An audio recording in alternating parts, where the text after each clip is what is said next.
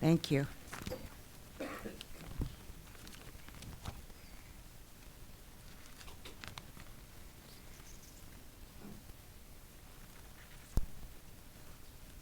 The format for this meeting is a 10-minute speaker, our secretary's announcement, a coffee and snack break, and our main speaker. Our first speaker is Katie D.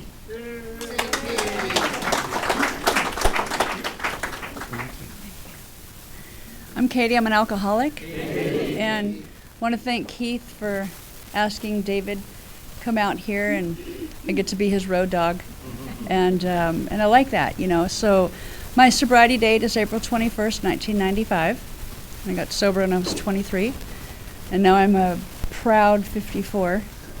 It's not up enough? Okay, I'll let you do it because I never touched the thing. Is that better? Do I need to start all over again? Okay. Anyway, and so I like, you know, I love the life that I have. It's not like, you know, like, wow, you get sober and you do what you're supposed to do and then, yay, everything stays great. It's like life is so in session. It sounds like such a cliche, but it's true. But anyway, so they told me to share what it was like, what happened, and what it's like now. I like to stick with the basics. It's done me well. I got sober at the Windsor Club with Bob Lemke. He was like one of those old timers that was just like, you know, when you speak, dress nice, get there, stay to the end, say yes to A requests. And I was so desperate to get sober and terrified of disappointing anybody that I just did everything I was supposed to do. Anyway, so what it was like, what happened, and what it's like now. And I want to thank you for the hospitality. I felt very taken care of. And that's what AA is. I love, you know, AA. Anyway, so because I only have 10 minutes, I got here, I said I was 23, and I was, you know, I'm a lightweight drunk. I mean, I'm such an alcoholic. But the alcohol that I drank when I got here, I was like, I thought an alcoholic drank 47,000 beers and kept going, right? And there's like criteria, like this is what an alcoholic is.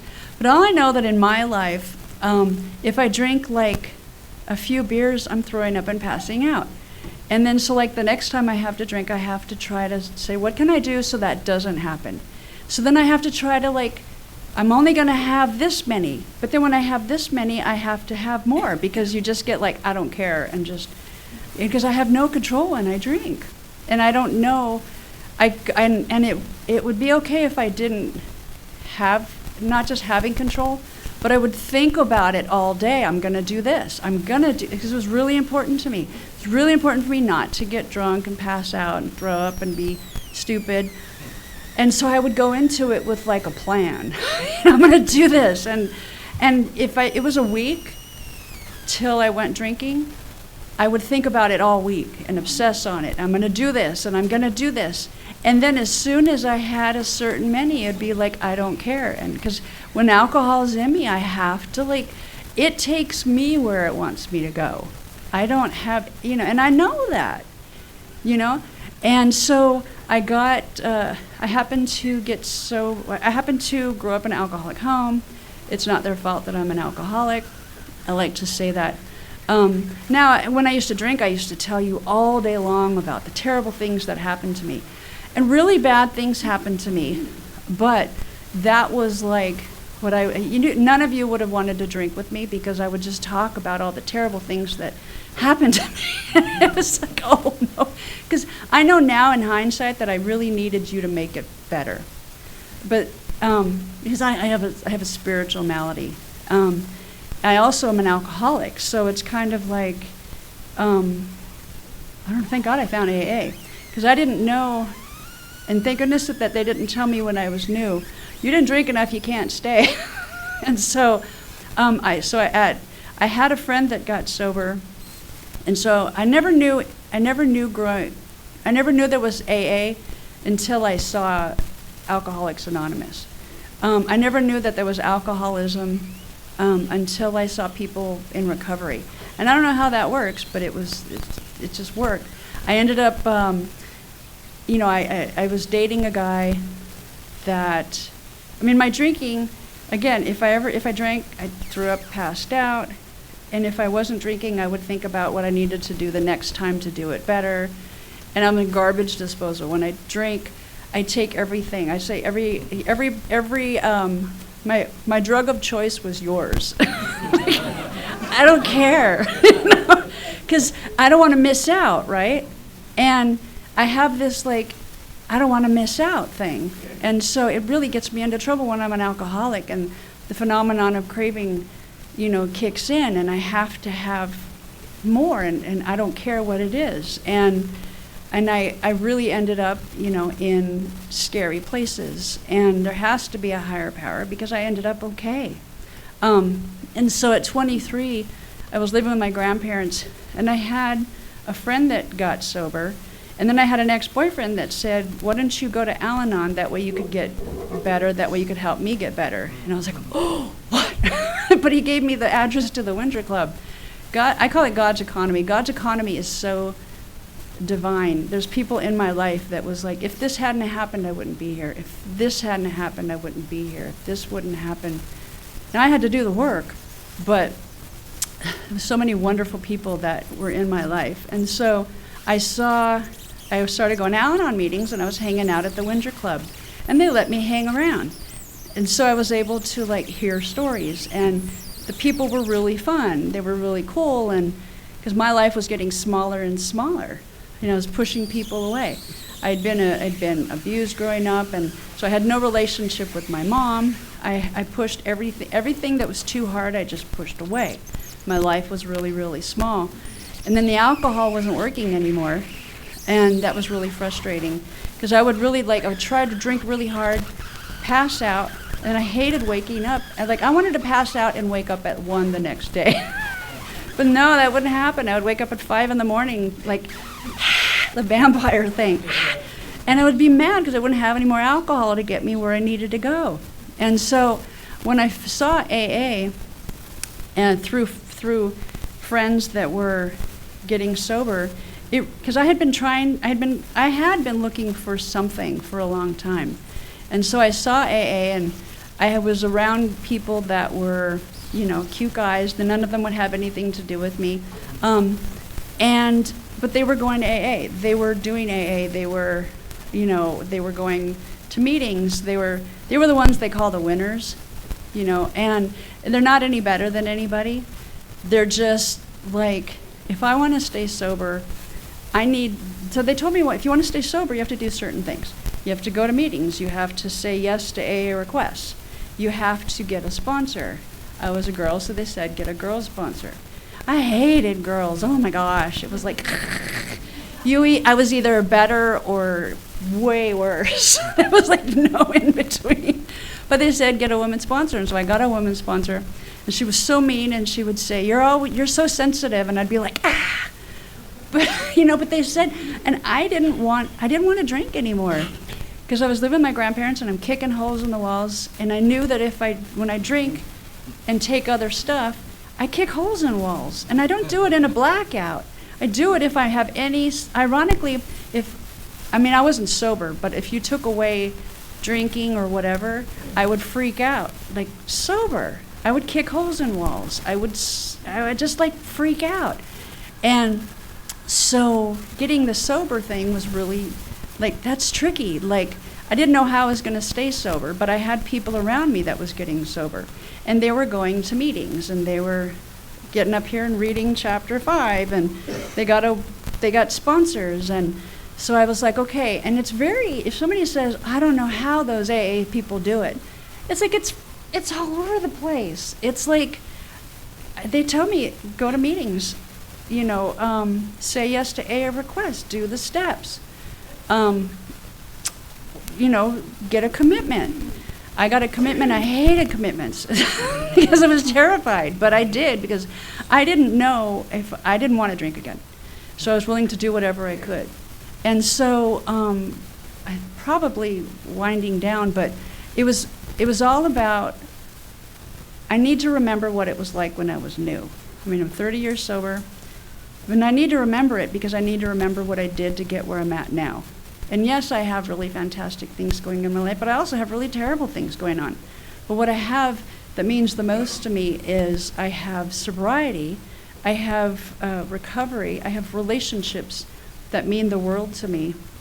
And I'm able to sleep at night. I'm able to, know that, I do really good with my kids. And life isn't so wonderful. And so my time is up. So what I need to say is that I need to keep doing what I did in my first year. I have a sponsor. I work the steps. I pray to a higher power. I go to meetings. I keep going to meetings. Anyway, thanks for letting me share.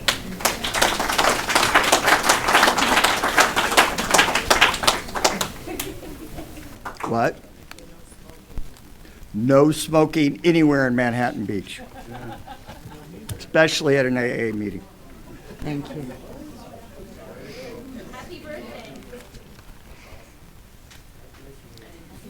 And now for our main speaker, he's going to make you laugh. Please put your hands together for Dave.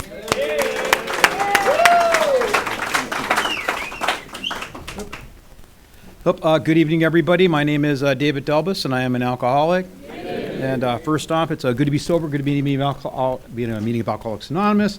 I'd like to thank Keith for just inviting me out here, and thank Katie for coming out and being my road dog, woo woo, or scooter trash if I was riding a motorcycle. No, I'm just kidding on that one. But anyway. It's such a great deal to be able to participate in a meeting of Alcoholics Anonymous. And happy birthday to the guy with the 1 year. That's amazing. Where I got sober, there was an old timer in Alcoholics Anonymous, and he used to say, it's like if you want to like really be impressed by this thing, get a 1 year cake, and blow out that first candle, and it's a big deal. And it's just great to see all that. My sobriety birthday is December 19th of 1988. I've been sober for just a little over 37 years, and I got sober, thank you. And I got sober when I was 24 years old. Katie always likes to point out that she got sober a year younger than me, and she always points that out. So, and I have a sponsor. A lot of people in this room probably know my sponsor, a guy by the name of Bill C. I got him about just about 3 years ago. Before that, I had a guy by the name of Bob Fisher. And Bob Fisher was the sponsor I had for like the last 14 and a half years before that. And I don't know about you, but when we come into Alcoholics Anonymous, they always say, find somebody who has what you want. It took me a while to get to Bob. I went through a few sponsors by the time I got to him. I think I had 19 or 20 sponsors by the time I got to Bob. And, that's just the way it was. In the beginning, I kind of had a tough time with the sponsorship thing. And if you're new here tonight, I didn't particularly notice if anybody was new here tonight, a sponsor, if you didn't know, is just somebody who's willing to give of their time for free and for fun, as they say, who are willing to just give their time. That's what it's really all about, But if you're new here and we say something like a sponsor, I don't know about you, but when I came in here, I had like preconceived ideas and notions of what I thought words meant. And when you said a sponsor, I don't know if anybody here has ever seen the movie, The Ballad of Ricky Bobby, Talladega Nights, I thought a sponsor was like Wonder Bread or Mountain Dew or Viagra or Marlboro, and you put it on the side of your car, that kind of stuff. Well, a sponsor in AA is just somebody who's just willing to give of their time.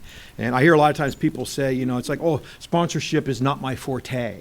And to be honest, if you look at the 12 steps of Alcoholics Anonymous, it says in the 12 steps, having had a spiritual awakening as the result of these steps, we try to carry this message and practice these principles in all of our affairs. So in my opinion, sponsorship is something that not only is it something that we all should be doing, it's like a requirement of the 12th step of AA, that we do that kind of stuff. Now, I don't have to be the greatest sponsor in the world who has like the answer. I don't know about you, but I always thought when I got my sponsor, they would have the answer. Like I would go to my sponsor and I would say, you know what, my life is falling apart. I'm looking at jail time. My wife is leaving. My dog died. What do I do? And my sponsor would go, keep going left. And that would be like the answer. And you go, oh my God, that's the answer. I'm not that guy. I'm not the guy who has the answer. You come to me and you tell me stuff like that, and I'll be like, I don't know. Let's just like read the book or something and see what we can find in there, And I just turn it to the book. And when I sponsor guys and I sit down with them and I take them through the book, page by page, line by line, word by word, we look at what it says. If it tells us to pray, we pray. If it tells us to write, it tells us to look at ourselves. We just do what the book says.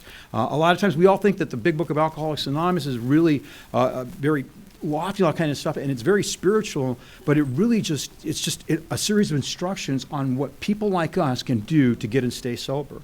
I told you that I got sober when I was 24 years old, and that I've been sober now for quite a while. I told you I got a sponsor. I love what Katie said. Actually, when she was talking, she said, after she sat down, she goes, how did I do? And I don't know about you, but I'm always asking, how did I do after I do a talk? I still need a little bit of ego and that kind of stuff. But she asked me, and I said, you know what? I don't even need to speak tonight. She said it all. We can just go home.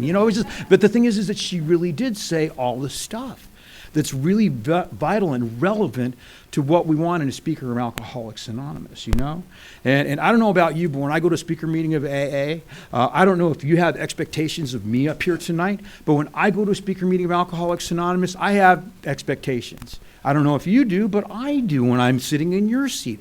And I want 3 basic things when I go to a speaker meeting of Alcoholics Anonymous.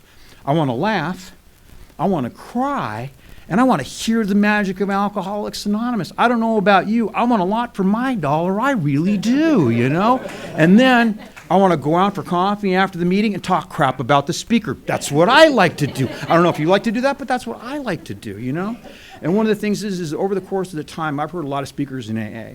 And one of the things that I've heard people say is they'll say this. They say, you all know what it's like to drink and get loaded out there, so I'm going to talk about sobriety, whatever time you get them at the podium. And they'll talk about all the amazing stuff that has happened to them in recovery. And just so I can get an idea, how many people in this room have like less than a year of sobriety? Can I see that people that have with less than a year of sobriety? Excellent, excellent. Yeah, thank you. And I always like to say I'm speaking for you guys, because when I would go to meetings of Alcoholics Anonymous and I would hear these speakers, good, powerful speakers I like today, and when they would say stuff like that, I wouldn't hear anything. And there's one basic reason why. It's because when I'm new in Alcoholics Anonymous and all you're talking about is recovery, I have nothing to identify with because I don't have any recovery. But then you get these speakers in Alcoholics Anonymous, and we're not talking about the real well-balanced, highly educated people that can say just the right things to make me understand what's going on with my alcoholism and how I need to do this kind of stuff. I'm talking about the speakers that are standing up there, and they tell their stories, they tell their drunk logs, they tell their drug logs, they talk about the mayhem they had going on in their lives when they were out there. And I always like to say that when I hear those speakers, and it's what I like to do, I want to tell what I call the bedtime story. And the bedtime story is this, that the monster was winning. The monster was kicking my butt. That the werewolf was going to get Little Red Riding Hood. That the 3 little pigs were going to get eaten. That's what's going to happen. And somewhere in the fairy tale, what happens is that the monster gets bested. And isn't that what we want to hear when we go to a speaker meeting of Alcoholics Anonymous? Don't we want to hear how the monster was winning, was crushing the person that we hear telling their story in Alcoholics Anonymous? That hopelessness that we have coming through the doors. And we hear this, and it's all about just a little bit of hope. It's just a little bit of hope. And the problem is the thing is, when I come into the doors of Alcoholics Anonymous, that I need to do these kind of things, because if I do these things, I'm able to do something that I couldn't do before. And that is that I could not stay sober on my own. And today, I can, if I'm willing to follow a few simple rules. But it's so important for me to tell you what I was like out there. Anybody here ever read what I call the best kept secret in Alcoholics Anonymous, the Big Book of AA? Anybody here read that thing, And in the Big Book of Alcoholics Anonymous, Bill's story is 16 pages long, and he's drunk for 13 pages. I caught that. I don't know if anybody else ever caught that or not, but he's drunk for 13 pages. Dr. Bob's Nightmare, it's 11 pages long, and he's drunk for 10 pages. Oh my gosh. The thing is it's so important for us to tell you what we were like out there, you know. And I grew up in a place called Walker Center, which is where I live today. And so the thing was I didn't do well academically. I didn't do well. I'm what my friend Nancy calls as a D-stop student, which basically means that I deserve an F, but they're tired of looking at you. I don't know if you've ever been excited by a D- when you were in school. I used to love getting D- because at least it meant I passed, you know. I'm not the sharpest tool in the shed, you know. And I'm also not the kind of person, if you look and see me now, I'm about 5'6", but I don't know if you remember when they would pick up like dodgeball teams and soccer teams and football teams and stuff like that. I was never a team captain. I was never first string or second string. It got down to the point where there would be like 2 of us left, and they would say, you know what? You take David and we'll take Susie with the crutch. And it's just like, man, I don't want to play anyway, you know? And they're publicly humiliating me. And I don't feel like I fit in. I don't feel like I belong. I don't feel like I'm a part of, you know? And the thing is that that's just the way it was for me. And I love that line in the Big Book of Alcoholics Anonymous. It talks about being restless, irritable, and discontented. God, I identify with that so much. My parents grew up in the Depression era, so I never got like brand new school clothes at the beginning of every school year in September. They got my stuff at thrift stores. And at the time, everybody was getting like Nike and Puma tennis shoes, 501 button fly jeans, and white press T-shirts. And I'm wearing like secondhand boots, you know. And if everybody else is wearing tennis shoes and you're wearing boots, you're a goober. There's no other word to describe it, you know. And there was an old timer in Alcoholics Anonymous by the name of I forget his name right now, but he used to sit there and say, I felt like a turd with eyeballs. And I really got that because that's the way I felt, you know. And I didn't fit in. I didn't belong. I didn't feel a part of. You know, I just kind of went along with my life. Now, in Alcoholics Anonymous, we get nicknames in AA. I know a guy they call Non-Controversial Steve, and another guy they call Ungrateful Bud, another guy they call Never Late Jim. And if you know anything about the nicknames in Alcoholics Anonymous, they have some reflection on your personality, either positive or negative. Never Late Jim, 10 minutes late to every meeting he went to, you know. Non-controversial Steve, he would just argue. It didn't matter what it was. If you said something, he would take the other point, you know. And my nickname in Alcoholics Anonymous is Treehouse David. That's my nickname in AA. And the reason they call me Treehouse David is because I spent a brief period of my life that I was out there drinking and getting loaded, living in a treehouse that I built in my parents' front yard, you know. And that brief period of time was 10 years. Now, that just kind of gives you an idea. I don't play well with others. You know, and I told you I had kind of skewed ways of looking at the world. You know, I looked at the world from like 20 feet off on the ground, you know. I used to sit there and say, come and get me. And they did, and I'll get to that in just a minute, you know. And the thing was is that I was kicking back in my treehouse a couple of weeks after I had finished it, and some guy came by, and this guy's name was Mark, and Mark was like the coolest guy I knew. I don't know if you ever had somebody like that in your life. Like I told you how I was in school, how I didn't fit in, didn't have the right clothes, wasn't picked, didn't do well academically. I didn't fit in anywhere, you know? And all I wanted to do was be cool. Does anybody identify with that at all? All I wanted to be was cool. And this guy came by from up the street, Mark, had hair down to the middle of his back. He drank and did drugs and partied, had girlfriends and money. And he said, David, do you want to party? And what I heard was, do you want to hang out with the coolest guy you know? And I said, absolutely. And he came up there that day, and I caught a buzz. And it wasn't just a little bitty buzz. It was a great big buzz around from the top of my head down to the ends of my toes. And I started to laugh. And I laughed so hard, I threw up. I laughed so hard. And I remember laughing that hard, and it did something for me. Now, this is interesting, you know. I don't know about anybody else, but I like statistics. And a friend of mine says the thing about statistics is it's lies, and statistics. But I like statistics. I don't know if you do, but I like statistics. And basically what they say is 1 in 10 people are alcoholics. 1 in 10 people. So basically what they're saying, if you look at the number of people there are in the world today, there are roughly 8 million people in the world, roughly. And if you say 1 in 10 people are alcoholic, that means 800 million people are alcoholics. And, you know, the thing is like, if you think about that, and if you get a hold of AA World Services today and say, how many sober members of Alcoholics Anonymous are there today? They will tell you about 2 to 2.5 million people. Basically, what that means is less than 1/3 of 1% of the potential alcoholics in the world today are sober in Alcoholics Anonymous any length of time. So even if you're here and if you've got a day or more of sobriety, you've already won the AA lottery. I just thought I'd let you know that, you know? And one of the things is, and I absolutely love what alcohol and drugs do for me. I don't like them a little bit. I absolutely love that, and I don't say that in a past tense phrase. I still love alcohol and drugs. And the thing is like, I never plan on getting sober because I love what it does for me. You know, I read this story years ago, and in it, there's a book, and there's a story about a monk named Dom Perignon. He basically invented champagne.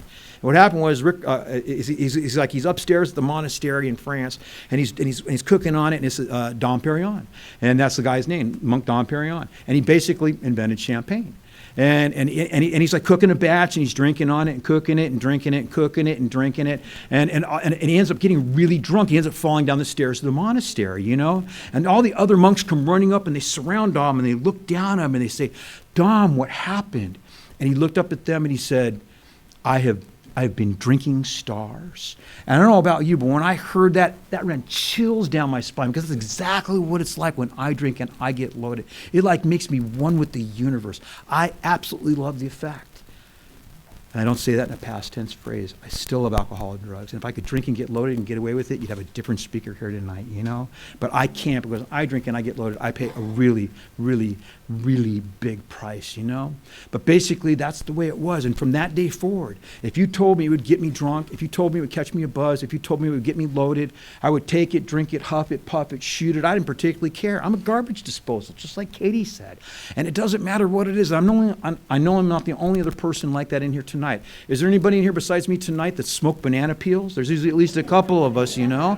And the thing is there's a song. Do you remember the song? It's called Mellow Yellow by Donovan. They call it Mellow Yellow, you know? And I used to sit there, and it didn't work, and I would think, that's not fair. You know, if there's a song, it should work, you know? You know, that's just the way it was for me. I'm the kind of guy, when I go into your house and I ask to use your bathroom, I'm on a mission. Are there any other mission people besides me tonight? When I say I'm on a mission, you know what I'm talking about. I shut the bathroom door. I flip open the medicine cabinet. I'm not looking for anything specific. What I'm looking for are those red, yellow, or orange warning labels on the sides of the bottles. That's all I'm looking for. I don't even care what it is. And you know what they say things? It says, do not operate heavy machinery. Oh, that's a keeper. I'm taking some of those, you know. The other one is may cause drowsiness. Hell, I'm counting on it. You know, that's just the way I am, you know. And I get in a lot of, I'm just obnoxious when I'm out there, and I love it, and I'm partying all the time, and I kick it back in my treehouse. And when you're that age, you need a place to party, and everybody would come by my treehouse, and I only got one rule: you got to share with me. I love that rule. It meant I got drunk and loaded a lot for free. However, if you drink and do drugs the way I do, well-intentioned, good-meaning people start to worry about your behavior. I don't know if anybody here has ever had somebody worry about their behavior, but people used to worry about my behavior. They used to be like, David, why are you doing that? I love that line in the big book of Alcoholics Anonymous where it talks about frothy emotional appeal. You know, and the thing is, it doesn't work for us. We'll agree with you because that's the only tool we have to defend ourselves against your assault on us. They say things like, what are you going to do with your life? You know, and I'm like, I feel cornered by that. And when I was 16 years old, I read the life story of Jim Morrison. If you don't know who Jim Morrison is, he was the lead singer of a group called The Doors. Jim Morrison basically drank and used himself to death. He abused himself to death with alcohol and drugs, and they found him dead in a bathtub in France at the age of 27 years old. I remember reading that when I was 16 years old, and I thought to myself, man, that's what I'm going to do. I'm not going to become a rock star because I can't sing, I can't play any musical instruments, and I don't want to come down out of my tree. But what I'm going to do is I'm going to drink and use myself to death. And what I did when I was 16 years old is I gave myself a death date. Anybody else here give themselves a death date when you're out there? It's always the back row and maybe one guy in the front, you know. And the thing is, like, when you give yourself a death date, all of a sudden what it is I've got a pat answer to that question I hate so much. What are you going to do with your life? This is what I'm going to do with my life. I'm going to burn my life to the ground. It's better to burn out than fade away. I'm going to live my life like a rock and roll lyric, you know. That's what I say to myself. But this is the truth. The truth is now I got a pat answer to that question that I hate so much. What are you going to do with your life? Now, I believe alcoholism goes into 3 basic stages. The first stage is fun with no problems. The second stage is fun with problems. And the final end stages of the game is problems with no fun. And that's the way it was for me. It really was. In the beginning, I got partied all the time, but then I started getting into troubles. I always like to say that if you need a drunk driving to be a member of Alcoholics Anonymous, I got one. It's not required, but it helps if you're polishing up your AA resume, you know. And I got a drunk driving. I got mine on a moped. If you don't know what a moped is, basically it's a motorized bicycle. And I was at a party one particular night, and see if anybody identifies with this particular emotion. I'm at a party, and I'm afraid I'm not going to get my fair share. Are there any other my fair share people here tonight? You know, I'm the kind of person that when we're drinking and partying, I need to get there. I don't know specifically where there is. I don't know how much I need to ingest to get there, but if there's more than 3 of us, 2 of you are taking my part of that, you know, and I don't know what it is. So I'm at this party one particular night, and it's up by the local the junior high school, and there's a big ice chest full of beer. And every time I would go by the ice chest, I had this big P Army coat on. And I would grab an extra bottle because I think nobody's looking. You know, I think I'm being slick. I think I'm being cool. And I stick one in one of the jacket pockets because there's a lot of coats in that big P Army coat. So it's like one for me and one for my jacket, one for me and one for my jacket. So it gets to the point where I can't even get more beer in this coat. And I turn to walk away, and you can hear the bottles clanking and stuff like that. And I think I'm being slick. I think I'm being cool. I think I'm getting away with something. But hindsight is 20/20. I can see me like staggering off, and they're saying at least he's leaving, you know. And I got on that moped, and I went driving down the middle of Foothill Boulevard in Locker Center on a Friday night, you know. And the thing is that I'm the kind of guy that thinks that everybody's picking on me. I don't know if you feel that way, but I always felt like people were picking on me. But this moped, you know, I don't know about anybody else here, but I used to get perfectly good used vehicles, and within 6 months to a year, they'd be dying of alcoholism. I don't know if you've ever had a vehicle dying of alcoholism, but my moped was dying of alcoholism. It had no headlight anymore. I didn't have a spark plug wire. I had a coat hanger going from a distributor to the spark plug, which is fine as long as you don't touch that thing when it's moving, you know, when the current's going through that thing. Anybody that's ever been kicked by a spark plug knows what I'm talking about, you know. And I went driving down the middle of Foothill Boulevard. Woo! And the first thought in my head is, gee, I wonder why they're pulling me over. It's the first thought in my head. And they sit there and they pull all the beers out of it, and they're just like, oh my God. And then they impounded my moped. Isn't that rude? You know, it's barely a vehicle, you know? And they impounded my moped. I ended up getting a drunk driving on that. I almost picked up a drunk driving 3 weeks later. And oh my God, it was like half a block from my house, same moped. And they pulled me over. I was like, oh my God, what am I doing? And they let me go, you know, thank God on that, you know? But that's just what happens with me, you know? And I actually remember I went to court for that DUI, and I was like 18, 19 years old, and they said, Mr. Delbus, we need your driver's license. And I didn't need I don't have a driver's license. And they said, if you don't go get a driver's license, we're going to put you in jail for 2 months. So I went out and actually did my driving test. So I think I was like 19 years old, and I had actually gone, I did the stuff they said, and I always like to say that I don't do things because I see the light, but because I feel the heat. And the heat was on, the screws were down, they could put me in jail. And even though they made me do it, I was actually kind of proud of that thing. I had nothing going on, out there drinking and using for like 3 or 4 years by this time in my life. And basically what happened was I showed up for that court with that driver's license. And I was kind of proud of that. It was tangible. It was something I could put into my wallet. I could show my picture on it, you know. And they said, Mr. Delbus, do you have your driver's license? I said, yes, I do, Your Honor. You know what they did with my driver's license? They revoked it. I swear to God, you can't make this stuff up. This is what happens. They're always outnumbered and always outmanned, you know. And, you know, somebody ought to do something about that, you know, I'm telling you. Anyway, so that's the way it was, you know, and we go on with our lives. I also get in fights with people twice my size, you know. I'm obnoxious, I'm rude. And the thing is, I get in so much trouble when I'm out there. I'm an unsuccessful suicide. I don't know if there's any other unsuccessful suicides in here besides me tonight, but I'm an unsuccessful suicide.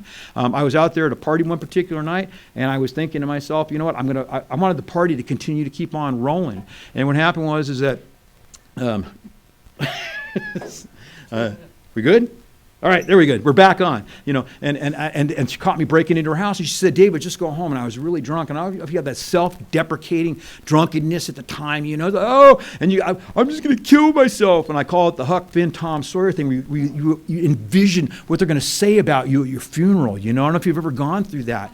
And I climbed up on the freeway bridge right up by our local high school, and I was going to jump, and it seemed like a really good idea at the time going up there. Didn't seem like nearly as good an idea when I got up there because there's a battle going on. And on one side of your shoulder, there's this sense of self-preservation that says, you climbed up here, you're going to jump, you're going to die. And the other one says, you climbed up here, you need to you need to jump.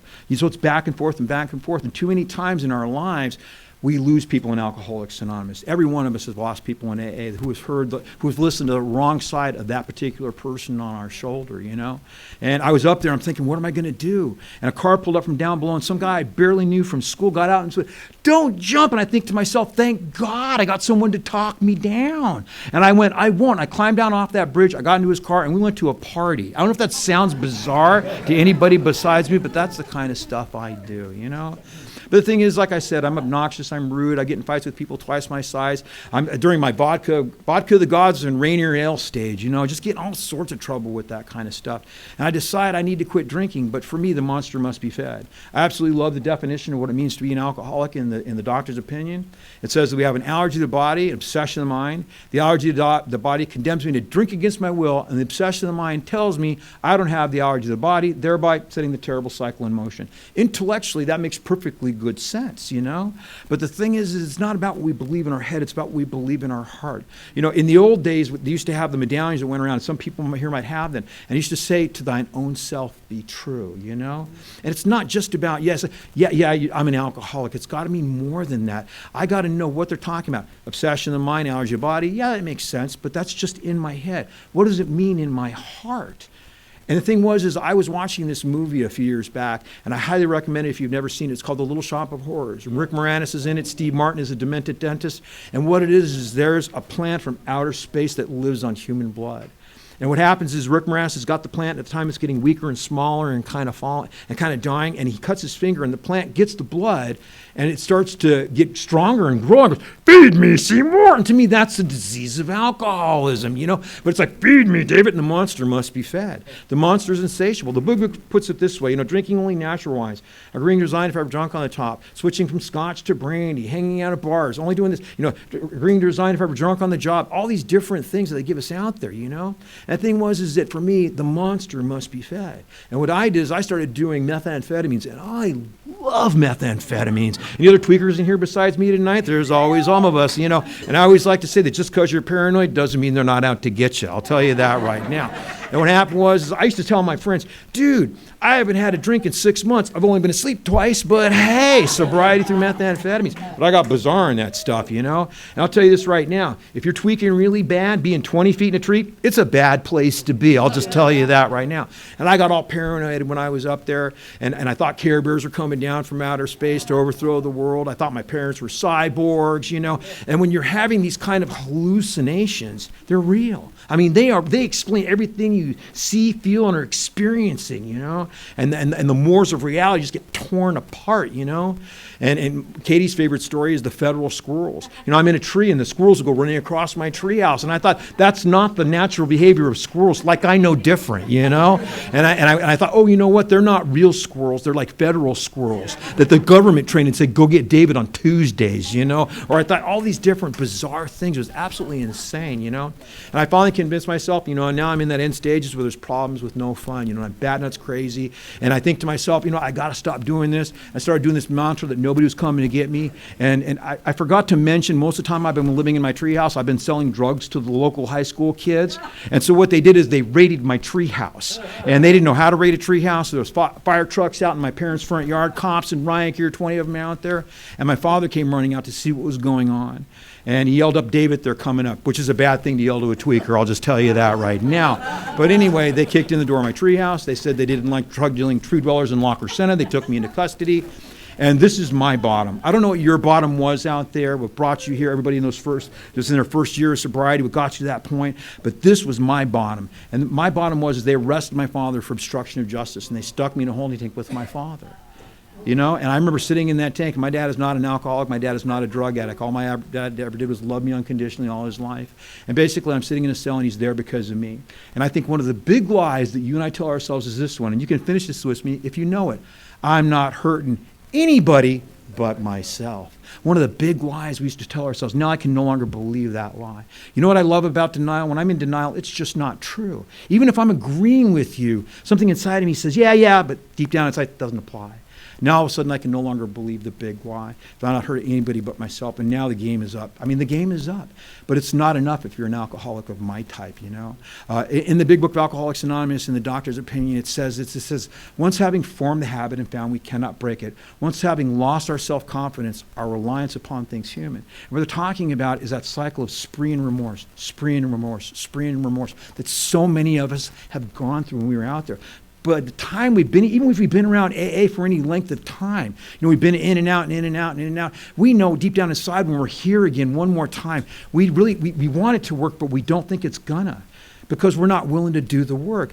Bill Wilson says it this way, he says, simple but not easy, a price has to be paid, the destruction of self-centeredness, you know? And if you look at the steps of Alcoholics Anonymous, how many people come to the doors and come into the program of Alcoholics Anonymous and think that this meeting is Alcoholics Anonymous? And this is like, no, this is just a platform of AA. Zoom is just a platform of Alcoholics Anonymous. The program of Alcoholics Anonymous is laid out in the 12 steps of AA, and I believe you kind of read that a little bit right before I got to come up here, you know? How many people come to a 12-step program and don't do the 12 steps? They stay sober on the fellowship for a while. It even says it in the big book. It says, that is but one element in the powerful cement that binds us, just one element. There's work that needs to be done. If you look at the big book of Alcoholics Anonymous, one of my favorite words in the entire big book of AA is a really simple word. It's the word if, and it's a conditional clause. And in the big book of Alcoholics Anonymous, it says it a whole bunch of times, but there's some points in it that really always get me. And one of them says, if you want what we have and are willing to go to any lengths to get it, then you're ready to take certain steps. So we got to do the steps of Alcoholics Anonymous. And at the ABCs, it says that God could and would if he were sought. We got to seek it. We're seekers in Alcoholics Anonymous. Later on in the book, in the promises, they talk about the 9-step promises. It says this, it says, if we are painstaking about this phase of our development. What phase of development? The step work from step 1 through all the way up till 9. We actually do the work. If we do the things that are suggested around here, we're able to get and stay sober, to change these things, to have this spiritual awakening sufficient to overcome that cycle of spree and remorse that so many of us have gotten stuck in when we're out there. And all of us we are real alcoholics. I think one of the phrases that kills people like you and I is this one: just don't drink or use no matter what. That kills people like me, because if I could just not drink or use no matter what, I wouldn't be out here on a Saturday night. You know, I'd just be sitting at home just not drinking and using no matter what. But the thing is when I get sober, that's when the problems start to come compiling up on me. It's like you almost have to. If you've ever read the book, A New Pair of Glasses, it says we have to drink almost to preserve our sanity. But the thing is that when we come into Alcoholics Anonymous, we have a solution. And we say you can either treat it chemically or spiritually, and what was your choice to be? So we need to do the work around here, and the commitments in Alcoholics Anonymous help to us. And that's one of the things, you know. And I think one of the things is when I have a commitment in Alcoholics Anonymous, then I need to treat it like I'm not doing you a favor by bringing the commitment. The thing is that I should treat it like I'm getting paid because I am. I'm getting paid in this sense of self-worth. You know, we sit there and we talk about that we give up our dignity, our self-respect so quick. We come through the doors of Alcoholics Anonymous after throwing it in the trash so many times to preserve and give us the right to drink and do drugs. And we come in here and we think we're never going to get it back. And it's one of the first things that we get back almost instantaneously just by doing what they call esteemable acts. Just be of service in Alcoholics Anonymous. And I treat this stuff like I'm bucking for a raise. You know, it doesn't matter what it is. If I'm speaking at a meeting of Alcoholics Anonymous, I got to look at it this way. This might be the first talk, the only talk, the last talk I might ever get to give. What am I going to do with this wonderful, wild, and precious life that God gave me? This isn't a trial run for my life. It's not like I get to do this over again. When I do the things that I've learned around here and I apply these principles in my life, my last year out there was unbelievably bad. And I'm sure everybody here that was in that last year, it was an unbelievably bad year. And my year was 1988. And I went through American Hospital because I was trying to stay out of prison. They were looking at 3 years joint suspended. And they kept throwing in dirty tests. And they just sat there and they gave me that option, you know, spiritual way of life or alcoholic death. And I'm the only kind of person to look at you and go, can I get back to you tomorrow on that? You know, we're the only people that'll do that. And I ended up going through American Hospital because of the 28-day spin dry. And then they said that's not enough. I got got loaded again anyway. I went through a place called Impact House in Pasadena. I was there for 89 days. I got 89 days of sobriety, and they kicked me out of there. I had no intentions of getting loaded. I was loaded within 12 hours because people like me have to go on one last run. You know, and I was out there, and when I finally came to the doors on December 19th of 1988, I don't know what made that day any other different than any other day, other than the fact that I don't believe we pick our sobriety dates. Our sobriety dates pick us. You know, and the thing was is when it's like where hopelessness and willingness kind of intersect at a point where all of a sudden the grace of God can come in and we can get and stay sober, at least for a brief period of time, enough to where we can come in here and start doing the work necessary, you know. We got to do this kind of stuff. And it says, at the very end of A Vision for You, it says, if our own house is in order.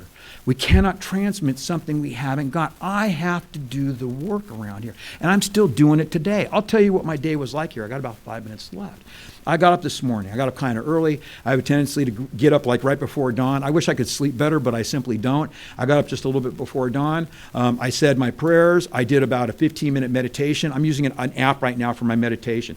The funny thing was is that my grant sponsor said it this way. It doesn't say like meditation is extra credit in Alcoholics Anonymous. It says prayer and meditation, not prayer or meditation. Prayer and meditation. We turn our will and our lives over to the care of God. You know, there's so many twofold aspects to this whole process. You know, there's things that we got to do it all. How free do I want to be? You know, half measures avail me nothing. I need to do the whole ball of wax. I need to do everything that's suggested to me around here. And that's basically what I do. And I come in here and I do these things, and slowly but surely I'm able to get and stay sober. And that's how it works around here. You know, it's such an amazing thing that people like me can get and stay sober when I couldn't stay sober before. And what I did is I came in here and I just bought the program of Alcoholics Anonymous because I didn't know what else to do. I started doing the stuff you said. You know, I started going to meetings. I started praying to God. I was telling you about my day.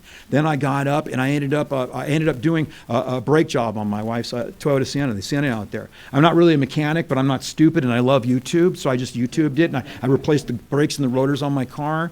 And then somebody came over, and you know what? I've been at the same job now for going on 29 years, and I'm getting ready to retire. I got 5 minutes left. Is that what that is? 10 minutes. Oh, great. Oh, great.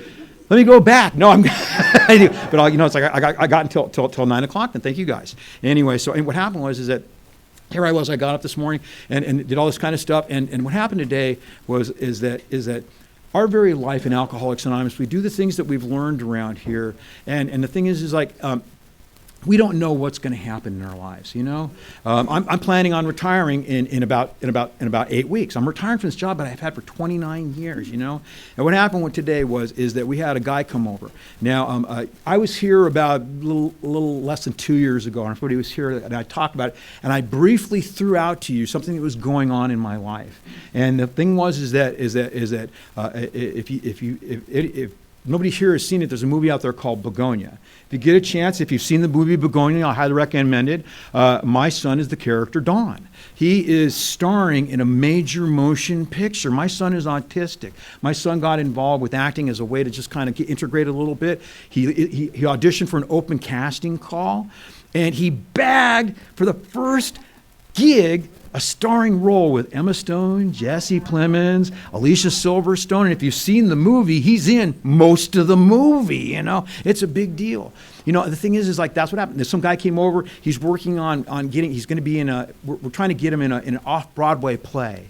And can you believe I'm actually saying that kind of stuff? You know, I'll tell you this right now. When I planned on retiring, this wasn't like my plan. This was my plan. I was going to retire, and I was going to start sponsoring a bunch of new guys. I was going to go to meetings of Alcoholics Anonymous. Now it looks like I might be going to New York instead, you know, and that's the kind of stuff that happens. But the thing is I got to remember that I have to keep this first, you know. Now, I got something coming up this Tuesday coming up. But I'll tell you this right now, it's a big deal. I'm not going to go into a lot of it, but it's going to be a big deal. But it doesn't start until 8 o'clock at night. Well, I got a new guy coming over to my house at 5. So between 5 and 6, we were doing step work with a guy that just turned 30 days sober. Because I got to remember, because if I don't do the stuff that I learned in Alcoholics Anonymous, all the rest of that stuff just kind of goes away. And I'm still here. One of my favorite things to do in Alcoholics Anonymous is, anybody here tonight have a panel? Does anybody here have a panel at all? Is there a couple people? There's one guy in the back right there, one guy there. If you're new and you want to go hook up with one of these two guys and go on one of their panels. Because I don't know about you, but when I first got sober, panels were not like options. It's like the rest of the steps weren't options. Everybody had panels and everybody went on them because it was a way of carrying the message to AA. Well, what I do is I got a panel at the Salvation Army, the good old Sally, and I show up there and I get one guy at a time and I take them through the steps. And on Thursday nights, what I do is I just sit there and I show up about 6:15. We do an hour of step work, and then I take Katie's Toyota Sienna with me, which we bought when we were younger. We had the kids and all that kind of stuff. Now we really don't do a whole lot of stuff with the kids. So I used my wife's Sienna as like a newcomer sled, kind of sit there and I go up there and I sit there and I get 8 people in that damn thing. And they make an announcement afterwards. They say, anybody want to go? And this is my home group on Thursday night. It's a men's stag called the Robbers Roost, And I love the Robbers Roost. And what I say is, anybody want to go to the Robbers Roost? Come on out and you're more than welcome.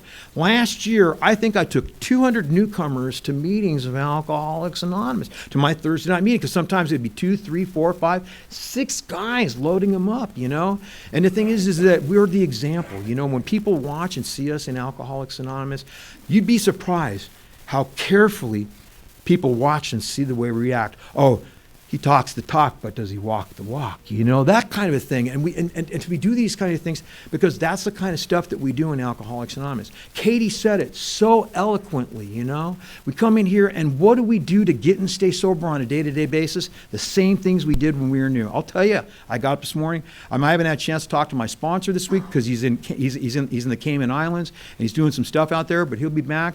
But I talk to my sponsor 3 times a week. I hit my knees. I pray to God. I'm of service. I try to apply the principles of the steps of Alcoholics on my life on a day-to-day basis. And doing that gives me the opportunity to get and stay sober when I couldn't stay sober before. And I love what happens around here. But the thing is, I got to continue to do this stuff.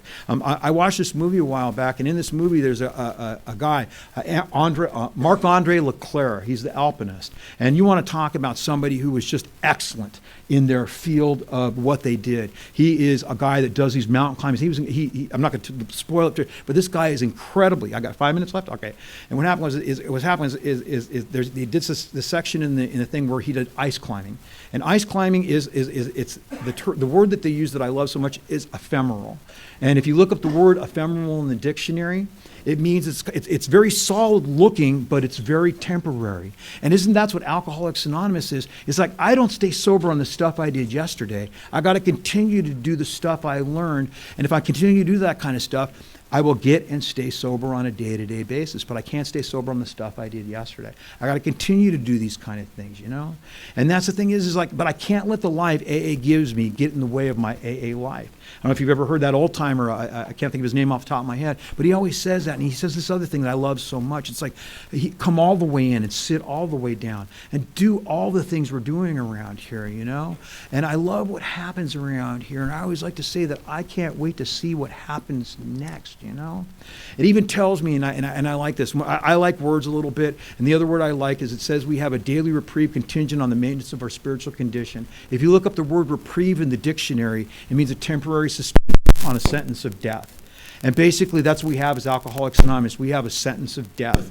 Good timing on the popping there, But the thing is that we got to do this kind of stuff, which is why I'm still doing the things today. Why I show up here, why I have commitments. I have a commitment. I'm the Sunday night speaker seeker. I'm my Sunday night meeting. I'm the treasurer. I have my panels. I'm still doing the stuff that I learned when I was new in Alcoholics Anonymous, And it's such an amazing thing what happens around here. And the thing is like, I was gonna say this. Is just, you never know what's going to happen. I don't know if anybody here has ever seen the movie.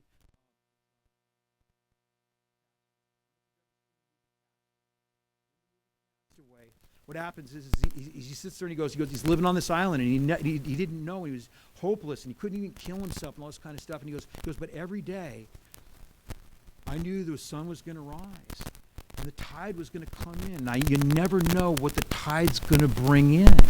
And that's what it's really all about around here. You know, I told you, it's like I spent a lot of my life doing the stuff I did. And what happens is now, I'm not going to sit there and say that if you come in and get sober, that you're going to have a kid that's going to turn into a movie star. But it happened to me. That's all I can tell you, you know.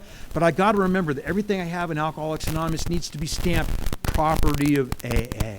Everything needs to be stamped property of AA, and that's the way it's been.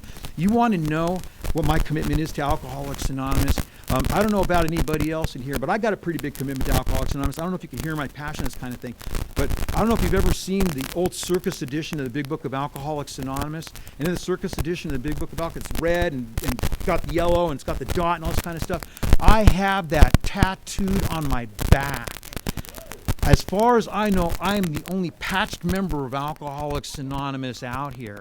You know, people get the circle and the triangle, and I'm like pikers, you know. It's just like, the thing is, I can't go out or they're going to strip off my colors, that kind of a thing, you know. But it's such a great deal, and I always like to say that I can't wait to see what happens next, you know. Not a bad for a guy who's planning on coming in here and he was going to die when he was 25 years old. And I'm going to wrap up my talk with this poem that I love. It tells me exactly what Alcoholics Anonymous is, and it reminds me of it just exactly how it is for people like us, and it's called The Touch of the Master's Hand. And it goes like this.